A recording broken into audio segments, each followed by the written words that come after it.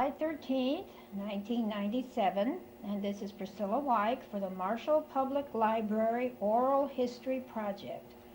I am interviewing Joann Strange of Marshall at her home at 405 North 14th Street. Joann? Fourth North Street. 4th. Excuse me, Priscilla. You're absolutely right. That should be all right. My mother was born in 1882. She was the daughter of Dr. Granville Pruitt and his wife, Sue Crozier Pruitt. And he had just finished the course of study at St. Louis Medical School, which I think only lasted about 9 months. And he was given permission to come home a few days early because his wife was expecting a child, and he got here just in time for the delivery. And I think they lived in an apartment above one of the stores downtown, but I'm not sure just which one that was. I think it was on the corner of 7th and Main. Anyway, then as his practice grew, he was able to build a home on North Michigan Avenue, and at that time the railroad ran right in front of the house. And why they thought that was a good location, I'll never know, but eventually then the railroad was moved farther east and the highway went in front of the house. The house has now been moved out west of town to make way for the First National Bank. That's where the house stood. And so the house is more than 100 years old, but it's been renovated and redecorated and so forth. Is that house on Old 40? Yes. Yes. It's painted green now. Yeah. It's by Coil Sales there? Yes, yeah. a little past. Right. So,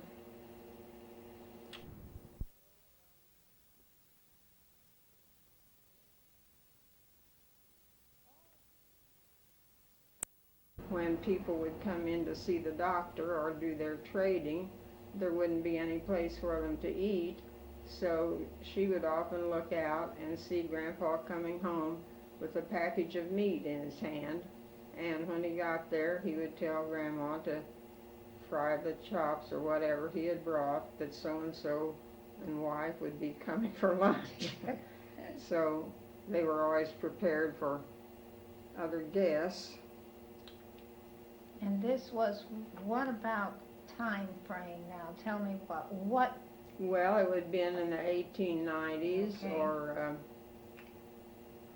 Mother graduated from high school in 1901, so it would be somewhere along in there. They didn't build that house, I think, until she was about 12, because he practiced out at Livingston in the early days before he, when he was getting started. And the reason they chose Marshall, he lived in Marion County in a little town called Kinmundy, which everybody thinks is a funny name. But anyway, his brother was practicing here. He was Dr. Robert Pruitt. And in those days, young men would ride with a doctor and just learn through on-the-job training, you might say. And another brother practiced in Darwin, and he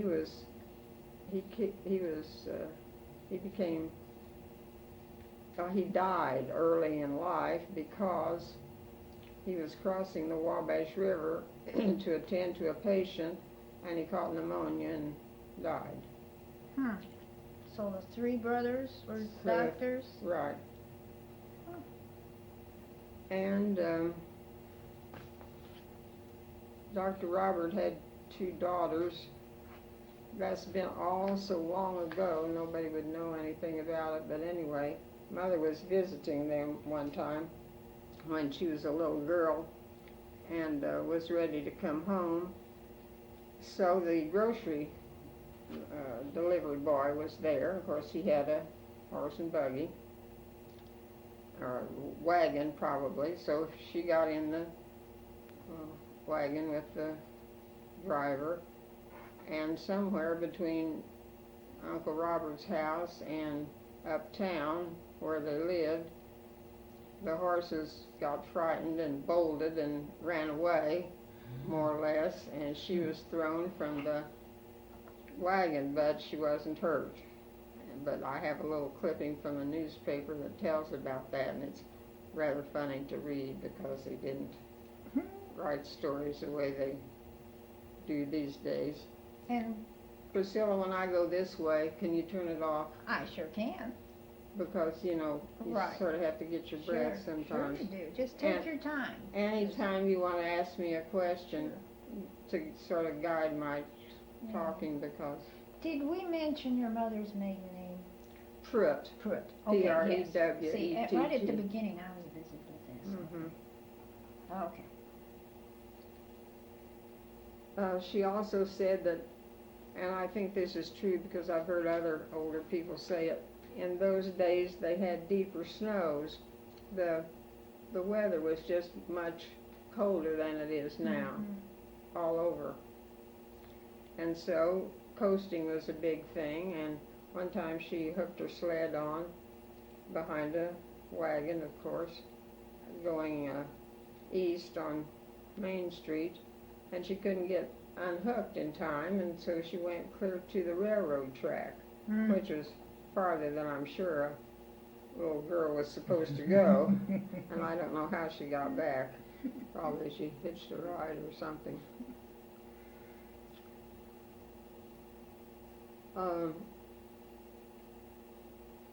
When she was about 16, Grandpa had a patient, a Mrs. Robinson, who died, and she was a widow, and she left one daughter, Alma, and she asked Grandpa on her deathbed if he would be sure and take care of Alma. So he brought her home, and she and Mother became just like sisters. She lived with them until she was married, and they were in the same class at school, so she had known her anyway. But one time Grandma came home and said, some neighbor, Mrs. So-and-so, is dying, but she would like to hear a certain hymn. Would you girls go down and sing this hymn to her? And they did. Neither one of them had unusual voices, but I guess in those days things were so different, and they did what they could for her.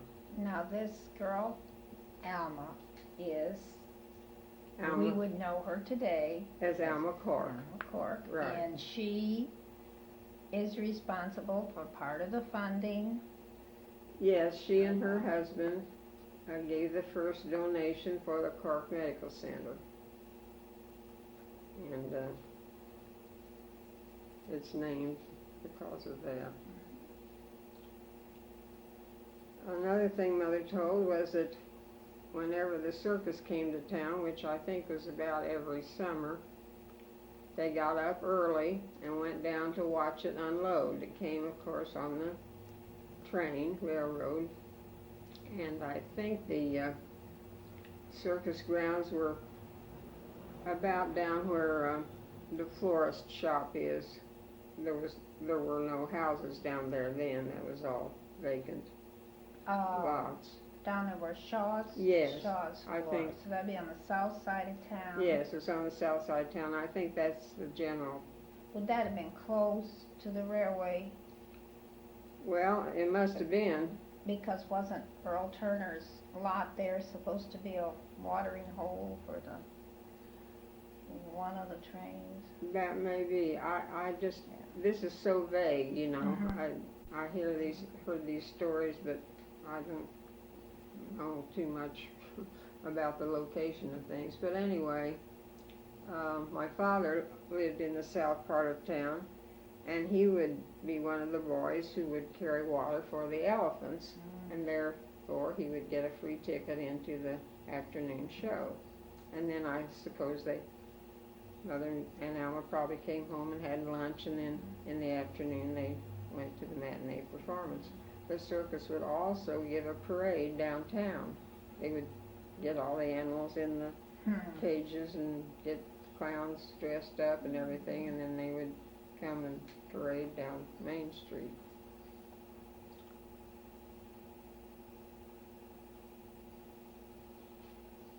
I think that's about all I have to say about her, unless you can think of something else that you might want to ask about.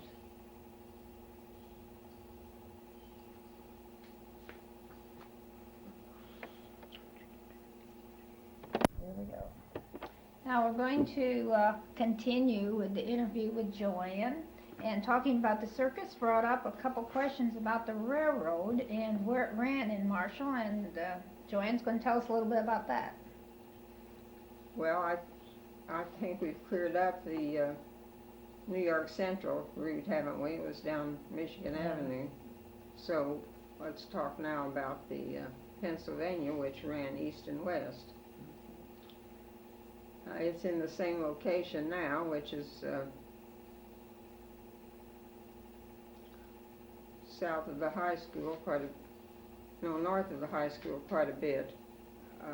I know where the station was. I don't know how to really talk about it. It was out there in the old days where the creamery was. You won't know where that is, but you know, you go over a hill just before you get to the cemetery. Okay. That's where the train was. And that's where the train was. There a depot there? Yes, yes. In fact, I've got a picture of the depot station, which I took about 25 or 30 years ago, And before they tore it down. all right, and which train was this? Now, This is the Pennsylvania, and it went from here to, Well, St. Louis or okay, New York, I guess. It was across one of the and first had cross. regular stops here at Marshall. Yes, right. Anyway, there was this one train called the Bob, and it had no freight, and it just ran between here and Terre Haute. And there were many trains during the day, nothing like today where you have to hunt hard to find one every other day. But anyway, when the girls and Grandma would go to Terre Haute for shopping, they would, I don't know how they communicated with Mr. Rector before there were telephones, but anyway, he ran a jitney bus, and that was just a wagon, and the people sat on the sides, as I understand it, facing each other. It had a roof covering to it, and it was called jitney because that is a slang word for 5 cents, and that's what the fare was. He would come around at their house and pick them up at the station. Then he would meet the train on the return trip and bring them back home. Now that's my understanding. Maybe he didn't come to their house. Maybe he just came uptown someplace. I'm sorry, I don't know exactly. Are we still talking around the early 1900s? Yes. Uh-huh. Before 1901, because that's when Mother graduated, and then after that I think things were a little bit different. But anyway, well, I think that's all I wanted to say about that. Many people went to Terre Haute for the shows, and there were traveling companies that gave shows there at the big hippodrome. That's I don't know if it's the same building that's there now, but the hippodrome's still there. It's a Masonic. That's the Masonic Masonic theater. Hall. It is still there and it's still in use. But Let's see, I had another thought and it passed me by. In those days, the girls didn't buy a new hat each year, but they would sometimes take it to be retrimmed or redecorated. And on the square, on the west side of the square, was a little shop run by the Allison sisters. They were not married. Now, is this in Marshall? This is in Marshall. And they decorated hats. And in fact, even when I was a small girl, they were doing hem stitching and picoing. I don't know if you've heard of that, but it's a little decorative edging that you put on a dress or something, and then that's what hem stitching is. And then if you want it picoed, you cut between the two pieces of material, and that leaves a little scallop. That's They also sold patterns and embroidery patterns, because Mother did a lot of sewing for us. And I remember Bernice had a dress with it was called a Russian blouse, and it had embroidery at the elbows, and then it had a drawstring around the neck, and she got you got this pattern and stamped it with a hot iron to put it on the material, and then you embroidered it.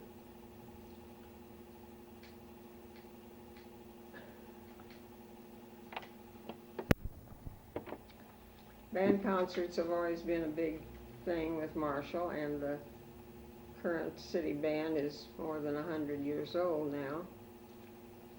I think it was started by Professor Wallace. Mother always talked a lot about him. His first name was Leander, and he was the principal of the high school when she was in high school. By the way, that was in the old North Side School building on the top floor. Of course, the classes were not nearly as big as they are now, so it could hold those people. But anyway, in the early times of band concert, and this would be in the mid-20s when I was old enough to remember, there were no folding chairs. They hadn't been invented. They wouldn't have been lightweight enough to carry anyway, so people sat in their cars.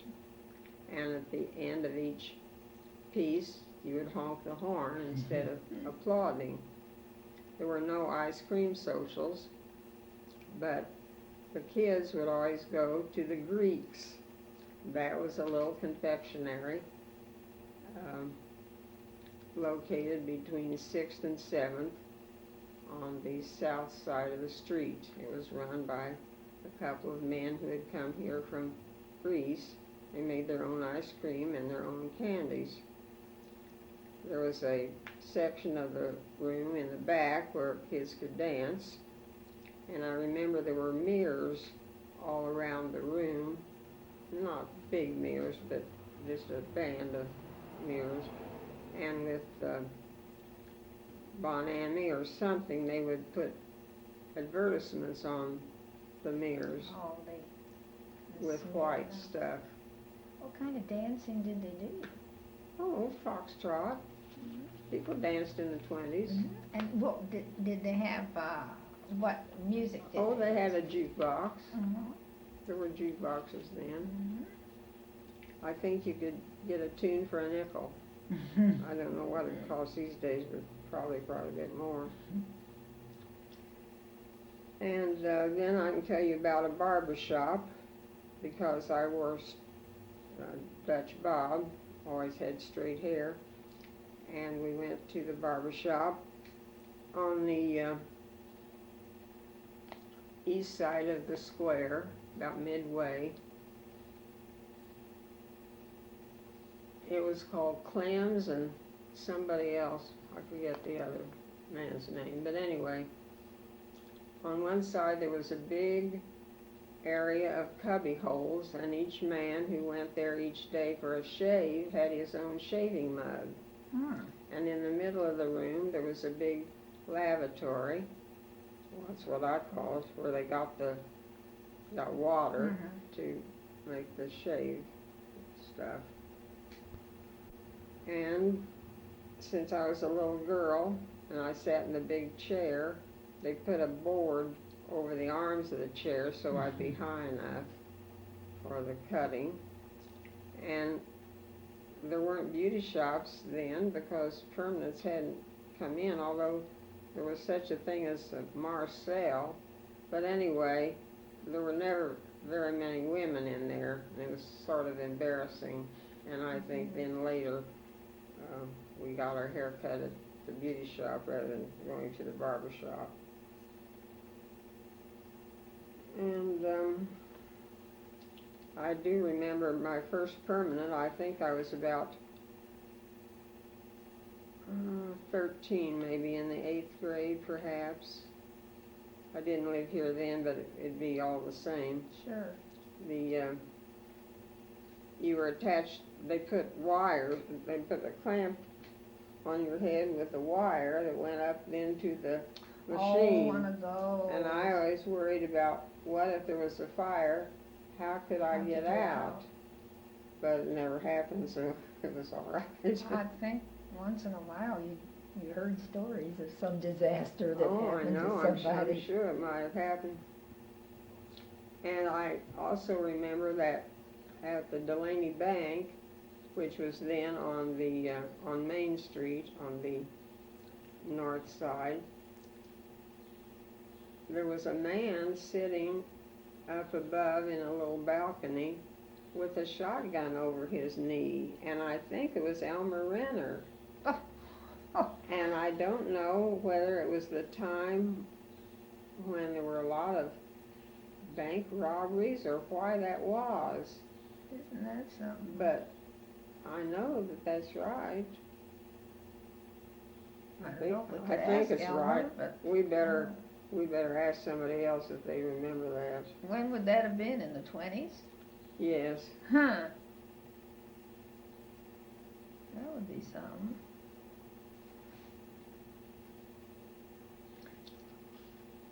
Well, one of the funny things I wore as a preschooler was black sateen bloomers.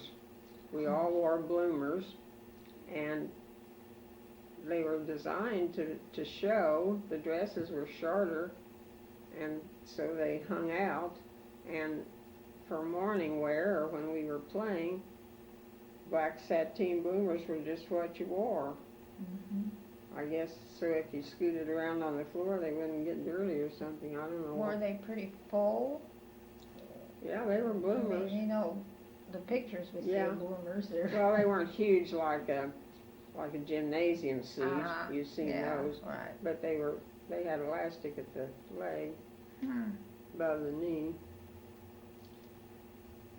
And when I was also a preschooler, we didn't have a furnace, so at Christmas time, I would write a letter to Santa Claus. Of course, I couldn't write because I hadn't been to school yet, but I had some little stationery, and I would just scribble, and then I'd put it in the envelope, and then I'd put it in the stove, and the folks told me that it went up and would be on the chimney when Santa came through. Oh, that's cute. And that's where he would find out what I wanted.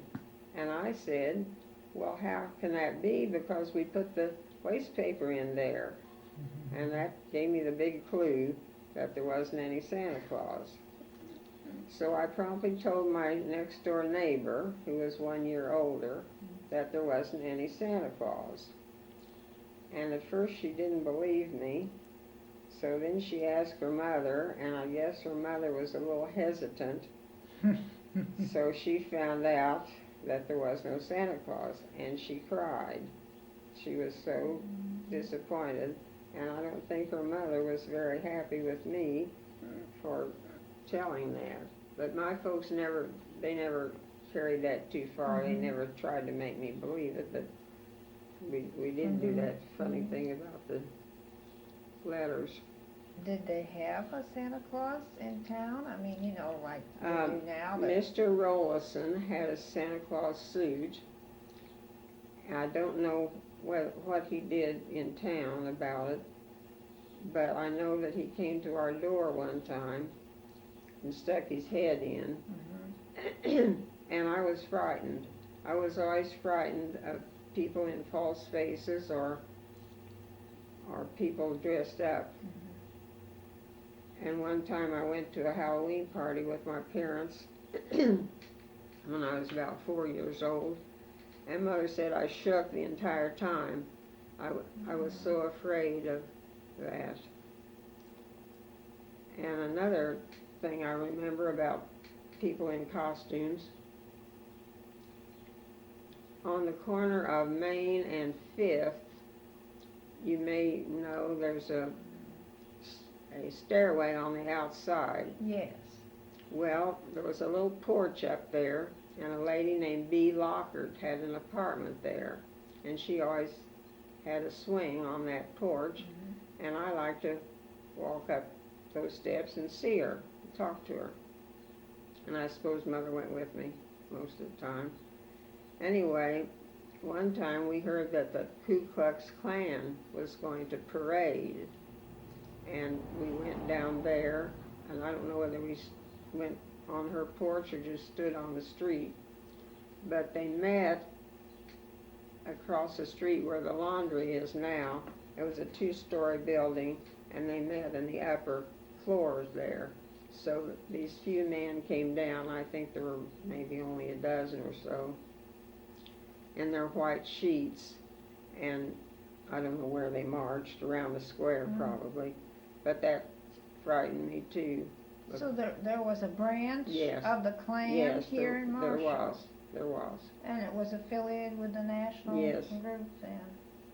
So it must have been local. And my parents thought they recognized one person because of his shoes and the way he walked. But I won't say who that was because Did they have regular meetings, like I don't monthly, or know. you don't know, or whether they ever burned any crosses, or did no, I do know that they had a conclave at West Union one time, and they asked Drew Castile to come and play some selection or other, and he refused because he didn't believe in that sort of thing. That's about all I can remember about that. Well, that's interesting. Something I never knew. Another thing that was, I guess, popular on the 4th of July, somebody would grease a pig and let it loose, and the person that caught it would get to keep it. Would this be in relationship with the games and things that they had? Well, I don't know whether it was or fairgrounds, or I suppose something at the fairgrounds. I don't know what they had. But anyway, the pig ran by our house. We lived on Beach and 4th Street. And a boy whose last name was Peck was chasing it. And it ran right by our house, and I could see it. That's one of my earliest memories. Another thing that happened at that house, my mother had a dress form. She never used it in my memory, but it was a torso, was gray, and it was just from the neck to the mid-thigh. And it could be adjusted, so if you grew or didn't, you know. Anyway, they kept it in the hall closet. And I would not go in that hall closet when that was in there. I suppose my brother and sister probably told me a tale about it. Maybe, I don't know. But anyway, I was afraid of it.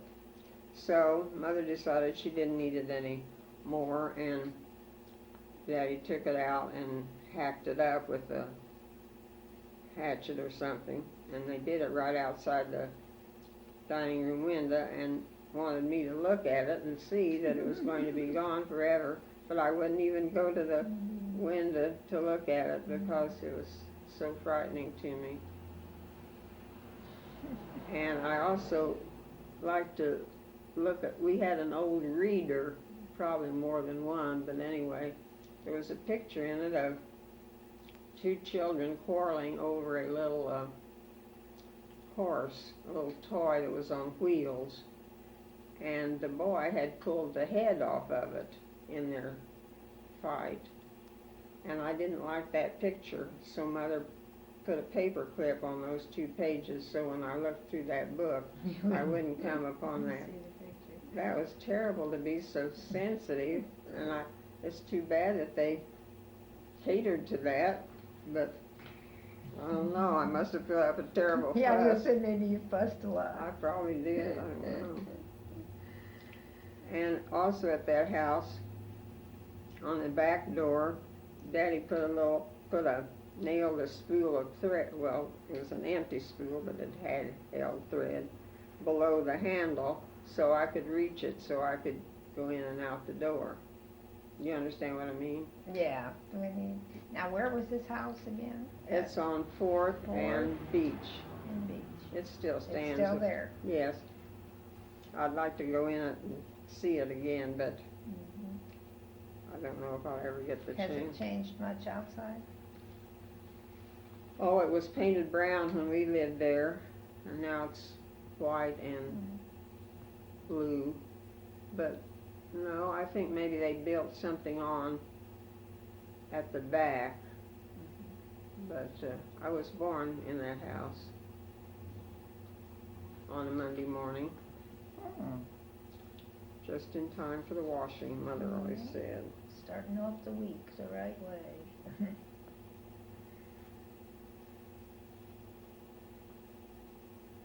I'm out of thunder. Okay, we'll rest a while. We've got to. All right. Bernice's friend when she was growing up was Virginia Knight. Now let's identify Bernice. Bernice is my sister. She was 11 years older than I. Okay. She also wore a Dutch bob, and her hair was rather reddish. And she was large. She was like the Prutts, rather tall and broad-shouldered. Anyway, Virginia Knight was a little bit older. She lived across the street. But Bernice always credited her with giving her an interest in poetry and some of the finer things, I guess you'd say. And one thing they used to do would be walk down to the north end of 4th Street to watch the sunsets. And we also would go down there to get fresh milk. Now, what would have been down there? Well, I don't know. It was just a man with a cow about where the swimming pool is now. I think some Paul Boehner's family lived there. Anyway, I would go with her to get this milk, and on the way, we would find a lot of these, they're off gum trees, those cuckleburs. Oh, yeah. And Bernice would stick them on my coat or tease me with them, and I, of course, didn't like that.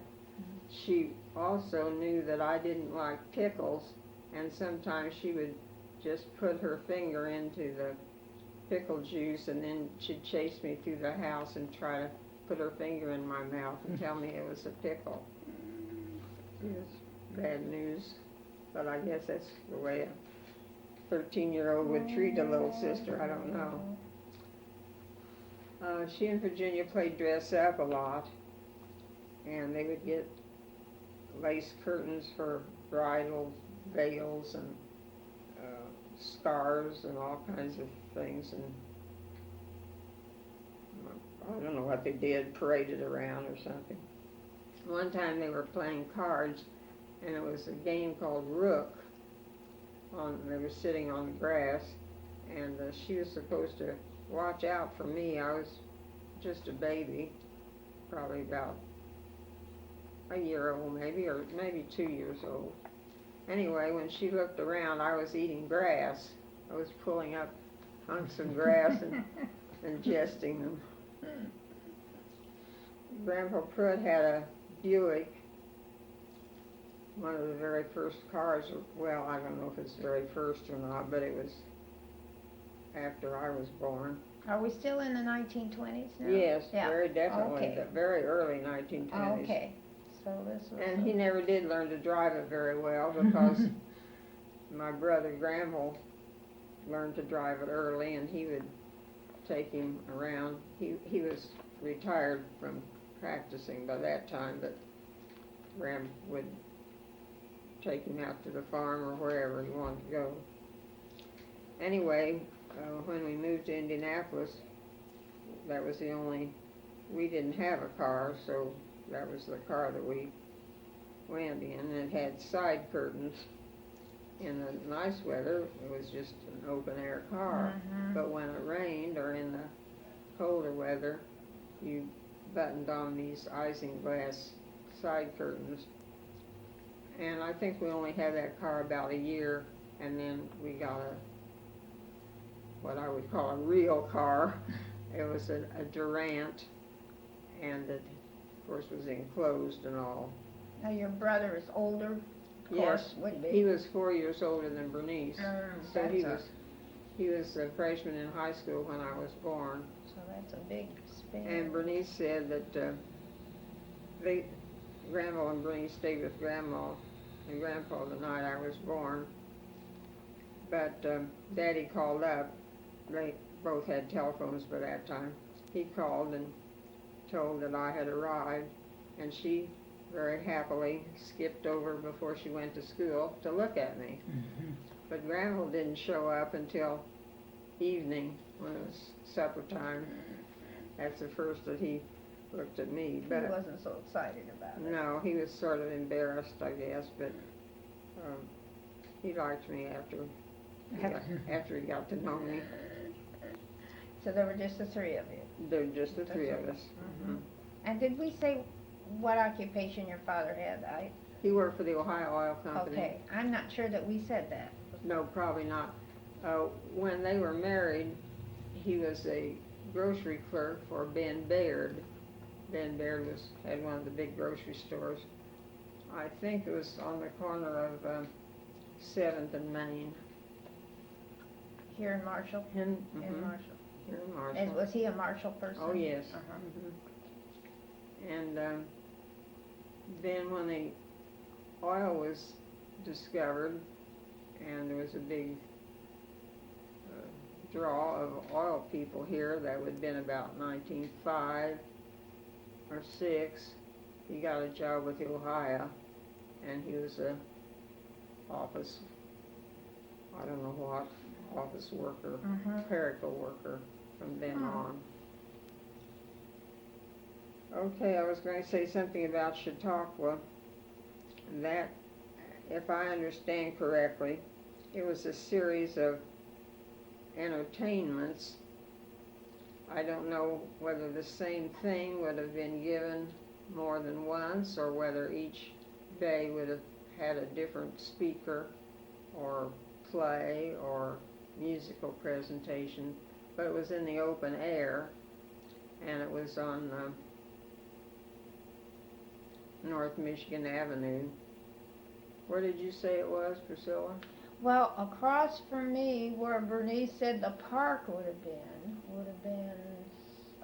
Hickory, Michigan and Hickory. Would that make sense? Yeah, that's probably where it was. I'm just not sure. So that would be kind of across the street from where the pizza place is now. But I can't think of any other landmark well, that's not a landmark, but you know. The pizza place is farther north than that, isn't it? No, pizza place is right across the street from me. So that would be. I'm 503 North Michigan, so that would be in a 600 block, or 4 or 500 block. I think that's probably where it was. I don't know too much about any more about that. So, and you would know whether or not, I suppose these people were on a circuit. Probably, yes. Yeah, Yes. Oh, I was going to tell something about the what's now called the Moose Building. That was Harlan's Hall when it was built, and that's where the high school graduations were in the early days. Is this upstairs? Yes, I imagine it was. Yes, it was upstairs because there was a livery stable down below. Oh. Huh. Yes, that's right. Anyway, Mother saw the play Ben-Hur there, and she said they had a treadmill and a real horse and chariot that just kept galloping on that treadmill to represent the chariot race. That would have been earlier in the century. That would have been. Oh yeah, that'd be yeah. 1902 or 3 or 4. Look, and I do know they had dances up there. Yes, of course. But that would be later. Mother's parents didn't believe in dancing or card playing, so she wouldn't have indulged in any of that. I think the First Methodist Church was south of there, where the telephone company is now. In fact, one of the reasons they moved was because of the smell from the livery stable. So that's all I know about that. So they went kind of into the suburbs.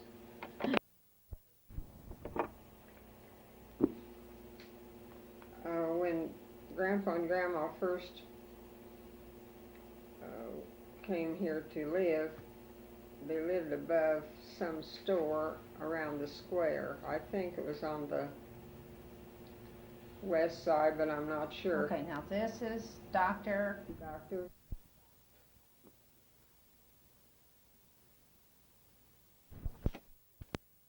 Sue Crozier. They were from And they came here. Kinmundy. Anyway, there were wells on the four corners of the courthouse, and that's where the people got their water. There was no plumbing at that time. Right, and this would have give us a time. Well, it reference. would have been 1880, Okay. probably. Anyway, you can still see the covers. I don't know what to call them. They're not a manhole, but they're a well cover on the four corners of the square. They're on the sidewalk. They're gold. They're not as big as a manhole, but they're big gold discs. And when you're uptown, you look and you'll see. And those were put in when they covered the wells? When they covered the wells, those were put in. But that's where the people got their water. And of course, they had privies because, and I don't know where they were, behind the living quarters somewhere, because there was no plumbing at that time. Then I was going to say something about roadhouses, and this would be in the Prohibition days, and we didn't live here then, but I know that there was one between here and Martinsville that was very popular, that the kids would go to, and when we would be back here visiting, Bernice was in high school then, or out of high school, and I think she may have gone there one time or other.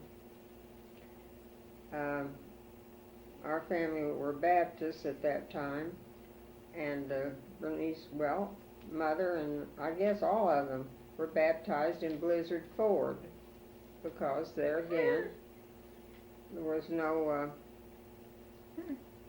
way to have a baptistry in a building, Right. so in the summertime they would go out there and be immersed in the Ford. People still wash their cars out there. Yeah, there's still big traffic there. But I think it must have been a little deeper then, because I don't really know how you could be immersed. But water does change, I know that. And I think it's been used, it seems when we moved to town, they were still, some of the churches, some of the churches was still doing something down there. So. Well, that's possible. I don't know how late Well, let's see, Bernice was born in 1911, and she would have probably been 12.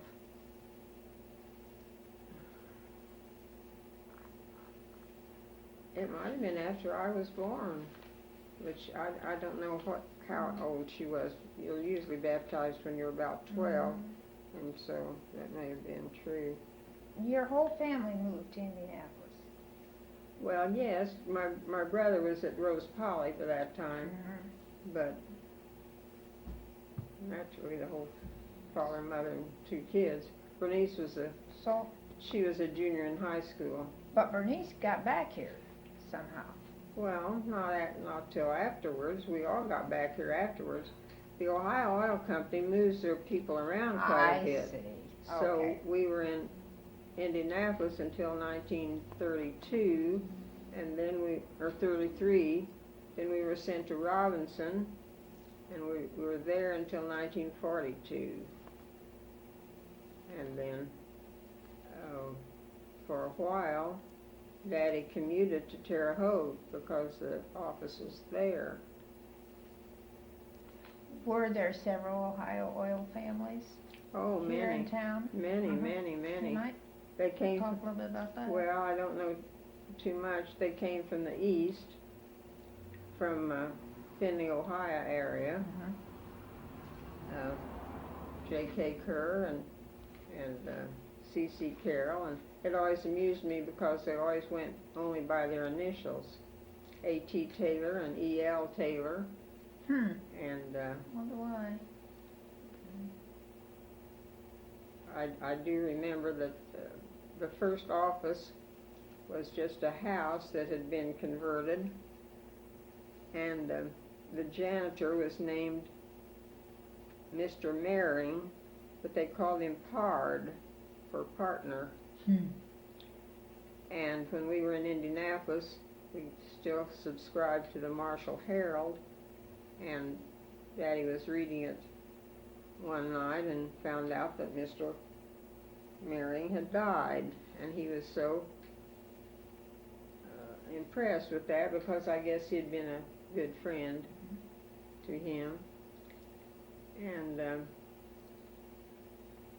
when we were still here in Marshall, of course, Daddy walked home for lunch every day, and I used to go up to the corner and sit on the steps of the house up there and wait for him. And I'd look down the street and I could see just his feet coming, and then I'd run up there to meet him. And he always got the Chicago Tribune delivered at the office, and he'd bring it home, and after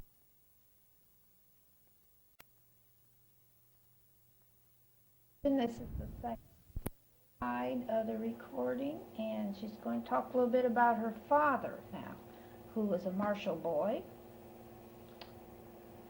my grandma Brosman hated the farm and didn't want to live on it, so she persuaded Grandpa he was a farmer out in Auburn area.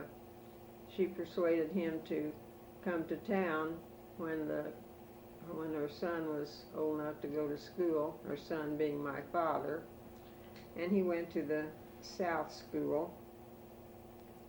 They lived in the house where Isabel McCourt lives now. See, where is that? Well, it's on South 5th Street. Anyway, one time he did something naughty, and the teacher wrote a note and told him to go to the principal. And he put the note under the door and came home. I think he was probably about in the 2nd or 3rd grade. And Grandma had to march him back to school because I guess he didn't want to face the principal. And I don't know what else happened at that time, if anything. He had a sister who was 2 years younger. She became a registered nurse at Union Hospital. And another sister, well, 2 more sisters, little Anna died. I forget whether she was the youngest or the next to youngest. She died of diphtheria when she was about 5 years old. and then my Aunt Modine was quite a bit younger. Anyway, they were very poor, and Grandpa had a series of jobs. One time he was the head of the street department in Marshall, and one time he... What would you do as head of the street department? Well, probably before they were paved, probably rake them or water them down, or I don't know, maybe make streets. You know, there wasn't, the town was growing then. I suppose that's what they did with pick and axe. I know he didn't make much money. He made $1 a day for hard work, but after all, prices were small. Small then too. But anyway, he and Daddy always delivered papers, and in the very cold weather, Daddy would stop at his aunt's house for breakfast, and she'd make pancakes and have a good hot breakfast for him before he went to school, so he didn't have to walk back to the south part of town to get his breakfast. In those days, they delivered the papers very early when they came in on a train, and delivered them early when it was dark. I don't know much else about that, so... Okay, I think that about finishes what all you wanted to tell us. I think so. Well, thank you, Joann, and if in the future you think of anything, why, we can just get the tape back. Have a second verse. Something else, have the second verse. Not same as the first, though. Thank you. Thank you.